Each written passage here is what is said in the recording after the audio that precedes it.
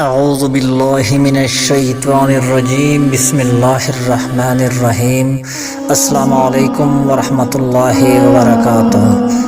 حضرت عبداللہ بن عمر رضی اللہ سے روایت ہے کہ رسول اللہ صلی اللہ علیہ وآلہ وسلم نے فرمایا، بنی اسرائیل کی ایک عورت کو ایک بلی کی وجہ سے عذاب دیا گیا تھا جسے اس نے قید کر رکھا تھا، جس سے وہ بلی مر گئی تھی اور اس کی سزا میں وہ عورت جہنم میں گئی۔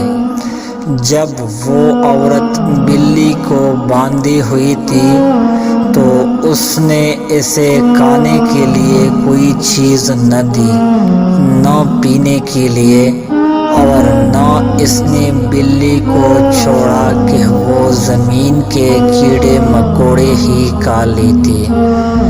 اس حدیث سے معلوم ہوا کہ بے سبب جانوروں کو قید کرنا اور انہیں کھانے پینے سے محروم رکھنا یہ بھی سنگ دلی اور طبیعت میں سختی کا شاہسانہ ہے۔